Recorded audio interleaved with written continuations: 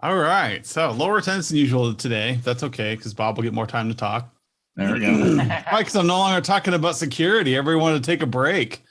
That or it's beginning of September here, so everybody's trying to like, oh crap, I need to be closing some deals. Yep.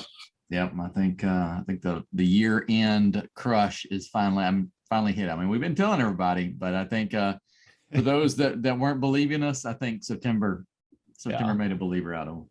September's gonna be a big long month here, but I think it's because everybody knew I was gonna whip this out. Oh no. You can't talk about cadence without a whiteboard. So, There you go. but we get to this time of year every single year, and we always, always, always have a bunch of people who are like, "Crap, my project workload is oppressive. It's weighing down Yep. on me. Yep. And how did I get here? Why didn't I work on stuff earlier?" And all these excuses of, "Well, COVID happened," or well, last year it was COVID. Well, the year before it was election. There's always a reason why you're behind on projects. Right now, I mean, it started out in the south, but now it's moved to the northeast, and so Ida is now jacking with everyone's schedules. Those little rainstorms you guys get on the coast. No, ask those guys in New York if it's a little rainstorm. So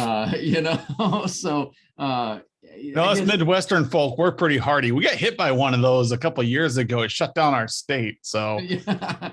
but that was a real storm.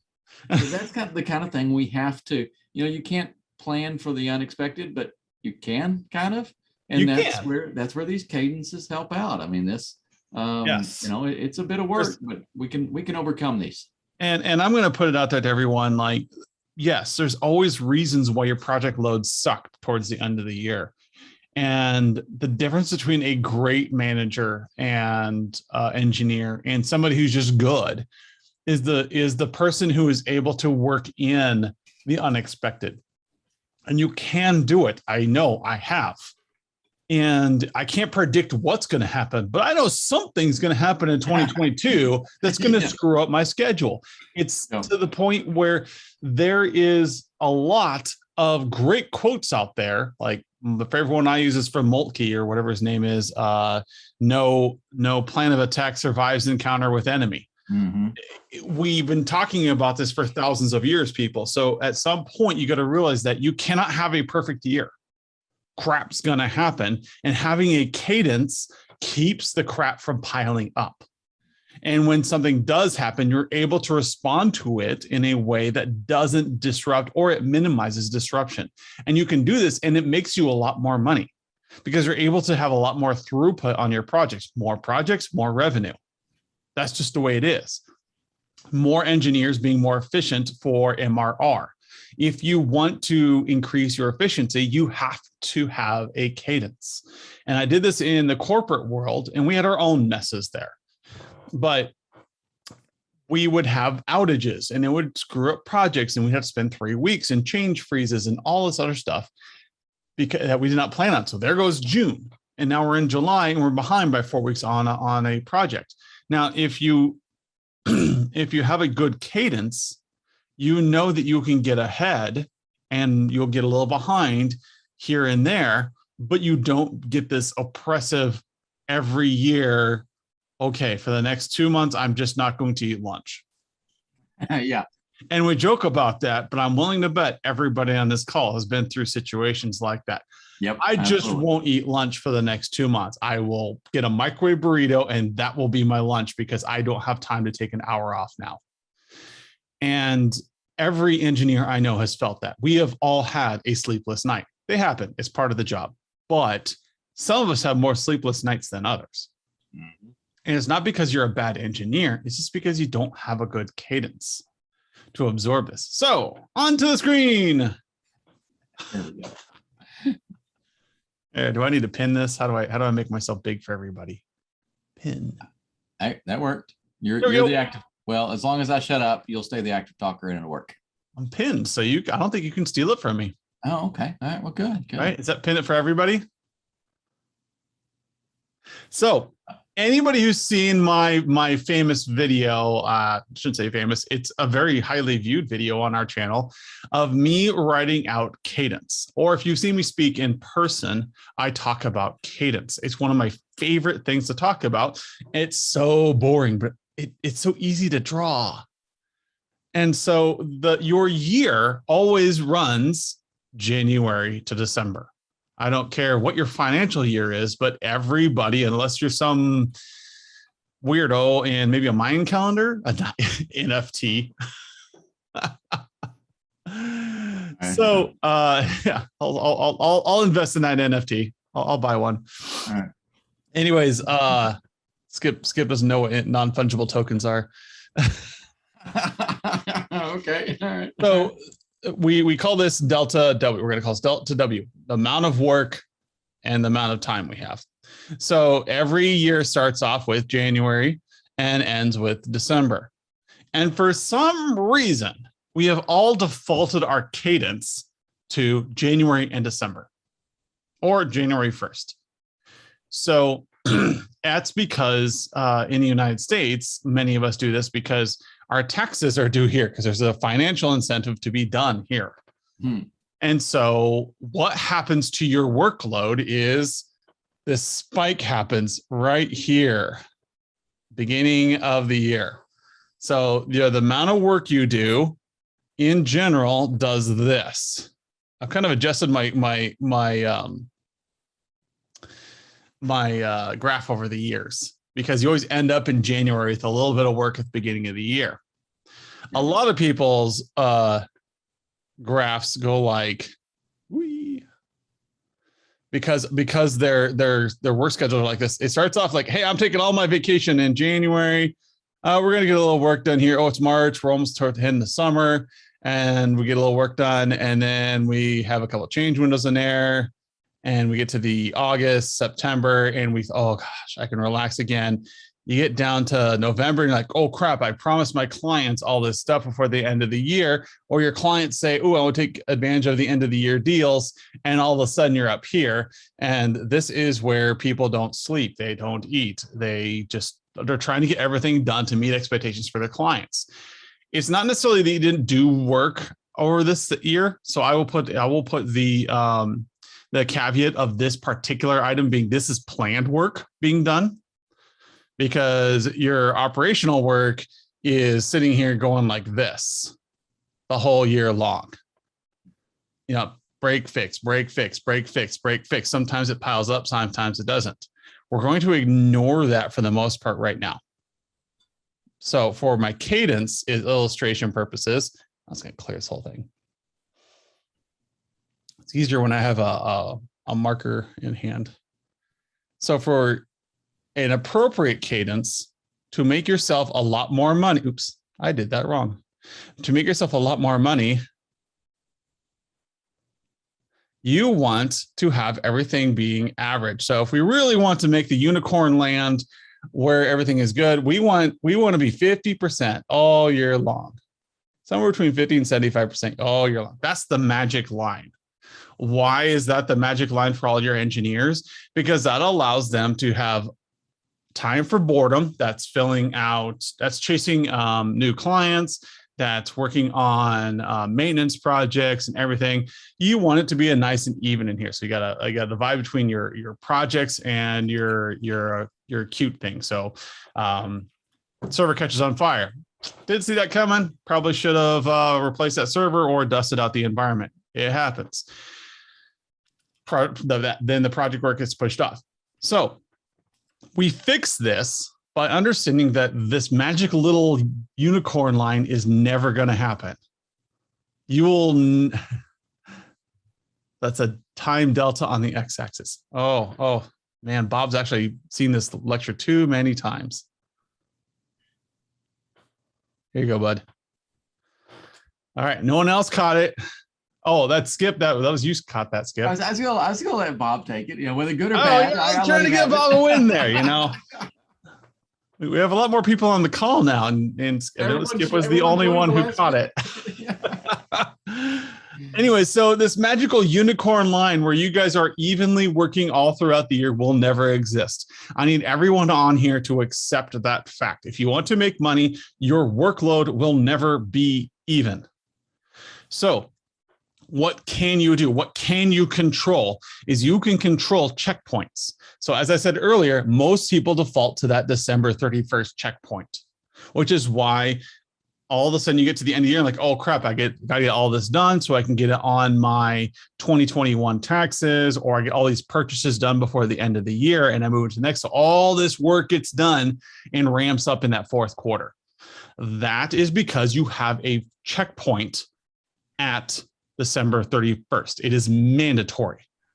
You don't get to screw around with it. If you do not do your finances and have everything done by December 31st, there are some nice guys in suits who will show up on your doorstep. So work gets done. Same thing with your clients. Your clients have this same checkpoint. So they will suddenly go, oh crap, we need to buy these things before the end of the year. Now, this gets messed up a little bit by some of your government fiscal year clients, but don't worry about those. They're in the minority for most of you. So what we do to fix this is I'm going to flip over to our red here. This is actually what happens.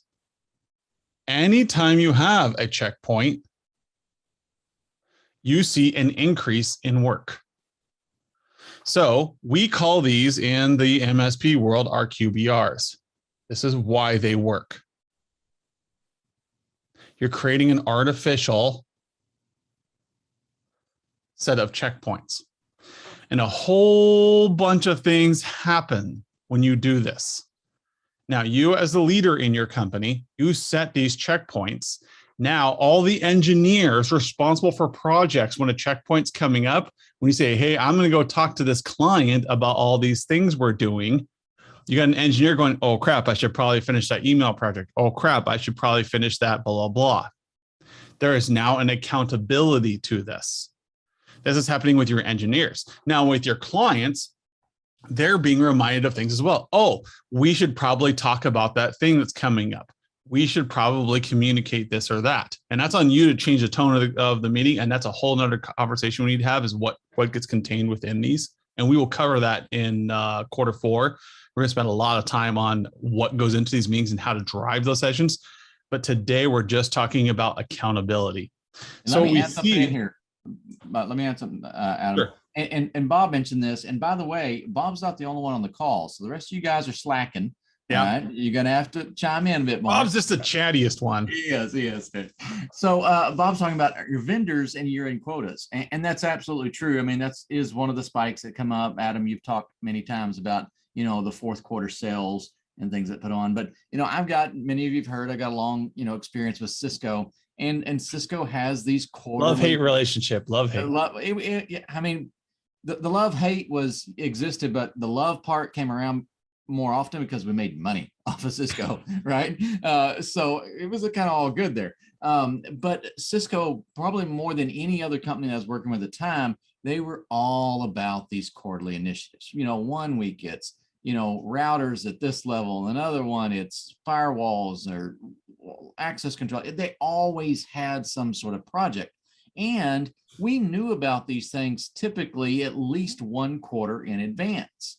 Sometimes we had worker relationships with our vendors to get there. Sometimes it was well-published sort of stuff. So by knowing these checkpoints, all right, so these QBRs, like Adam's got them up there, we've created these artificial ones.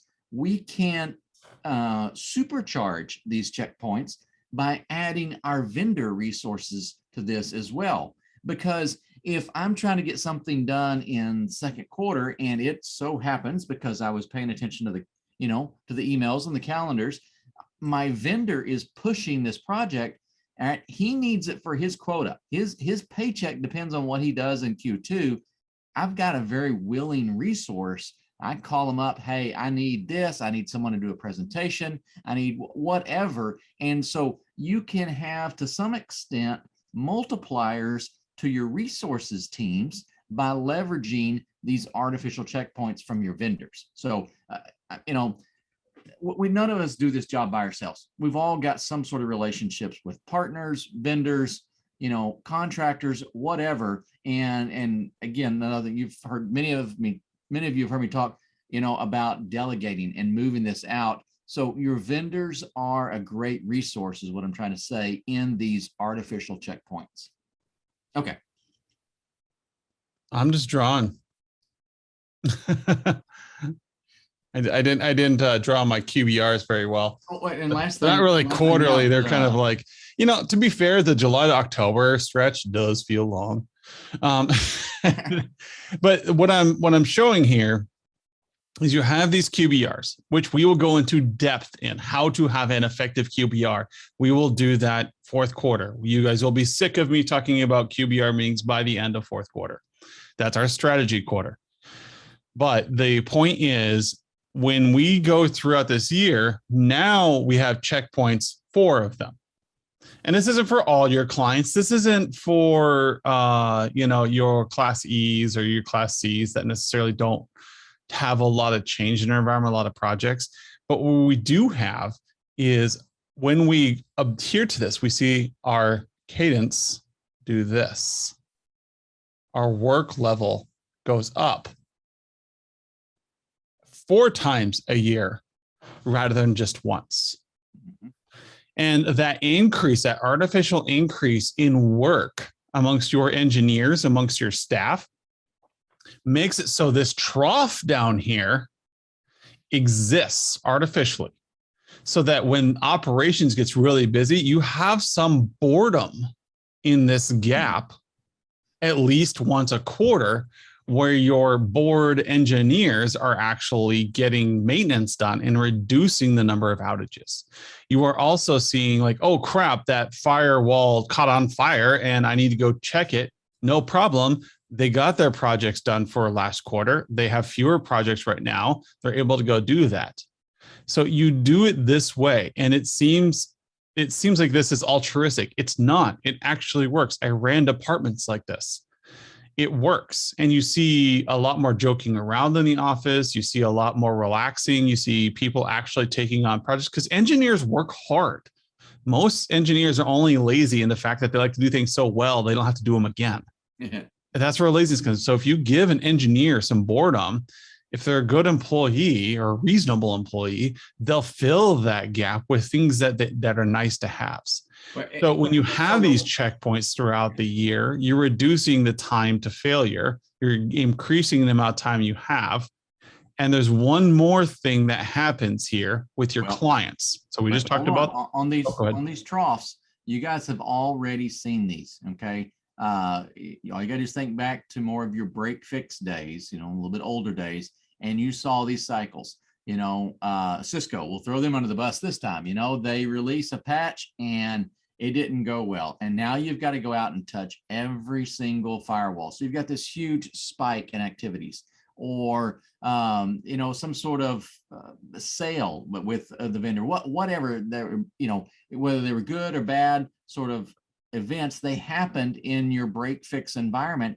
And if you'll remember, for those guys that moved from the break fix to the MSP model, this is why we wanted to manage that. Those spikes were unpredictable. All right. And while, we might have a nice little trough of do a whole bunch of work, take a break, do a whole bunch more, we ran into the risk. And too many times we ran, do a whole bunch of work, do a whole bunch of work, do a whole bunch of work, maybe take a break, and try not to burn out, and then do a whole. So anyway, the troughs have continued, but think back to how you manage those when they worked well. It wasn't bad. This is the opportunity to take the spikes and the troughs, all right, and utilize the plus sides of those so that we manage the whole process. Okay. Yes. And this is information that works. This is something that should feel natural to all of you. This should be a duh moment, like, oh yeah, that is how my world works. And this is why. This is how you get control over it. So if you have some form of checkpoint here, these things start happening. The other thing I was going to say that happens on your client side, that's a big boon for you, is that in like agile development and within the iterative process, you want to know how long do you want to go without knowing something's wrong. And so you look at your clients, you think, how long can they suffer before they start giving up on me? How long do you want there to be between the time that something happens and they tell you about it? So when you're doing this, at most, it's 90 days.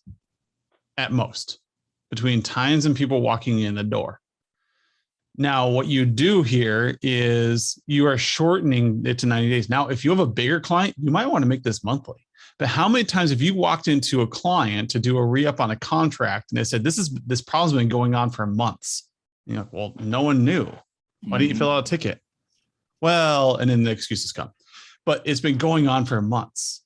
And now it's built up and there's all this animosity there. And they got this shit list. They just dump on you when you go into the meeting and you get nothing covered in the meeting because you're too busy talking about the shit list. So when you have these quarterlies, you're able to shorten the amount of stuff that comes in on your client side. They're going to tell you about things more frequently. And the bigger the client is, the more frequently you want to meet. Like, so if you have a class A that's giving you like $40,000 a month or $30,000 a month, do you want to wait 3 months before you hear back that something's wrong? No, I want to know weekly. You know, some of you have large clients at $5,000 and $10,000. Who are your big clients and how much attention do you want to give them? Where do you want the checkpoints to be? It might be you have a busy client and they have a lot of change going on. So you want these checkpoints to be monthly for a while. Then you get that fun little, like, that you get 4 checkpoints a month and you're going like that. And that's okay. Or a quarter, 3 checkpoints a quarter. And you're doing well because now you know. And then once the change goes by, you go back to quarterlies. And that's how you get these implementing a change window so that you can find out, hey, let's do all of our projects here right before our quarterly. And that way everything is on the up and we're ready to go. Yeah, so we got another good question, and I'm glad we got more people joining in. Thanks, Mike. So we can, I mean, if you do this for your entire organization, you know, you run the risk of, too many things happening at one time and really overloading you. So it's kind of a six of one, half dozen another. I think you do have to kind of decide which way that you want to do this. Do you want to take them all on an actual January, specific date, or do you want to stagger some out? And just really practically speaking, we can do that in the tool. If you're looking at playbooks in the tool and you go to apply a playbook, you get the opportunity of what month you want that to start. So you could take all of your A segment, let's say you got 9 A segment clients, all right? And you want to follow this, but you've got a well-developed team and maybe you've got your resources broken out into internal teams, and you go, all right, so all of our A1 group, we're going to start their 12-month cycle in January. And our A2 group, we may start them in February, and our A3 we start in March. All right, we're staying pretty close to the same cadence overall, but we give ourselves a little bit of staggered approach so that we can manage these. At the lower end, if you have 20 to 50 clients, this is probably going to work a little better. My guess would be, all right, guessing there, hold on. All right, but once you kind of start scaling up, and specifically once you have better defined internal teams, I think there is a strong case to look at this and say, hey, we're going to run the same plays. All right, we're going to have the same cadence, the same plans, but we are going to stagger them just a little bit so that we don't have 87 QBRs to do in the first week of, a given month or something. Like so yeah, there's lots of practical ways to stagger this out. Yes. If you want more on that, get some time with Skip, coaching with Skip, kind of, get like a month of coaching with Skip and work through that stagger. That it's a very simple thing to do, or it's complicated, but it's nice to have somebody to help you work through what is it that, man, my volume is really high. Help you work through what does that look like? Where is the appropriate cadence for each of your customers? So having somebody like Skip help you work through, like, when should I meet with this customer? When should I meet with that customer? And go through them line by line. Build a spreadsheet or put the playbook into MSPL to help guide you. Yeah. If nothing else, I'll give you a lot of ideas, and 1 or 2 of them might even be good. Yeah, one or two. Uh, but this is kind of how do you run the cadence? Like you just need something. And I tell people, even if you're not meeting with your customer, having this expectation set up with your engineers internally, this is what they refer to in a developer circuit as a sprint cycle. And the reason they do it this way, because it works.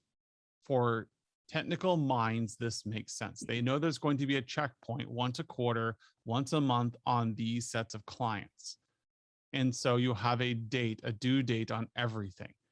And so you're basically working through this in a way that keeps your internal engineers accountable, sets expectations with your clients, and allows you to have a smooth year versus waiting for that forced spike at the end of the year, and you just hate the holidays because it's always busy. So the other thing I wanted to talk about that fits in here that I put in our email this week was implementing change windows to kind of help manage the pressure here. So when you have this cadence set up, you're able to look at this and say, where should I have a change window? A change window should happen in a trough for a customer. So this work here is going to happen no matter what. You can move a spike of work over into a trough if you want. And that only works for projects. It does not work for operations. So when you move a change window, it's like you just had a QBR, maybe 3 weeks later, have a change window. And so you tell your client, hey, on Saturday morning at 2 a.m., we're going to do a change window to implement these projects. You can almost always predict that after your QBR, after your accountability session with your engineers, you're going to have a quiet period. Now, you can't do it the next week because what happens is whenever you implement change, you introduce instability. We all know this. This is a rule of engineering. So you want to wait like 3 to 4 weeks. And then you end up with this nice quiet period. And then you say, I'm going to do a change window in here. And you'll see a small blip of activity through here. So you schedule this change window with your clients specifically and tell them during your QBR, we're going to do a change window where we're going to update the firmware on your firewalls. We're going to move you to the new version on your server software, whatever it is. And they know that the second week of April is when you do these things. Or the second week of May is when you do these things. Establish a regular change window with your clients so that they get it in their calendar. They should be able to know in their head, when does this happen? We all know when was the Microsoft change window? It used to be Thursdays. What is it today? I don't know. But anyways, the point is establish these cadences with your clients, especially with change windows, and you can start shifting workloads into appropriate places. These troughs here can be used for project work. And when your engineers are like, oh man, it seems like our change windows are always falling at appropriate times. Interesting, because you're having them 4 weeks or so after a QBR, because they did a bunch of work. You didn't ask them to do a bunch of work. They just knew that there was accountability coming up. Oh crap, I got to make sure those tickets are closed, because if not, I'm going to get in trouble when the client finds out that I'm behind, or client complains that I'm behind. But then the force change windows, hey, here's a period of time in which you can actually work on things with that client. Planned a year in advance. You know you can do that.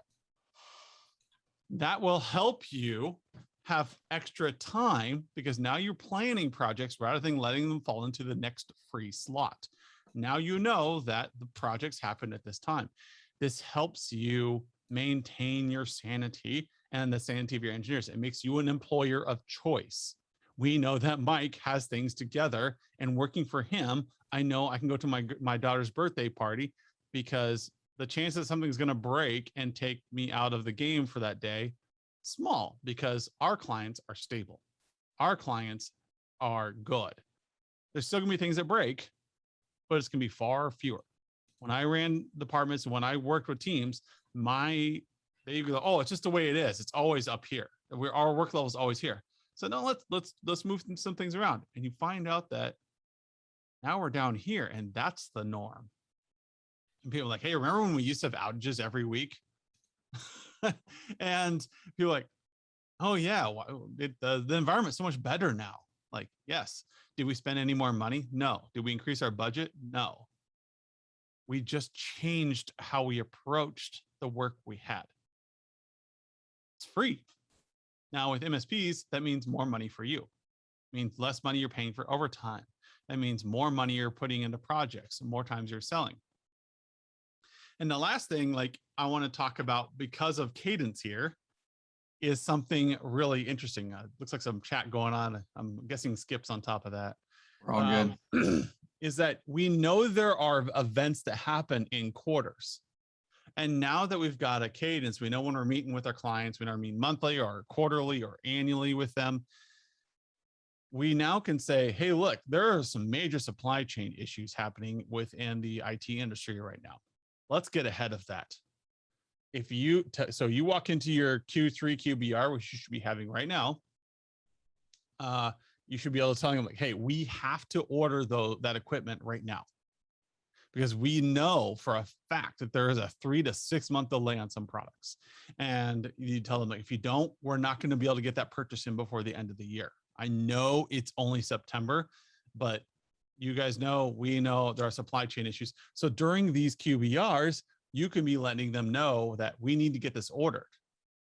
So then everything is drop shipped here. You've already got your change window implemented in the trough.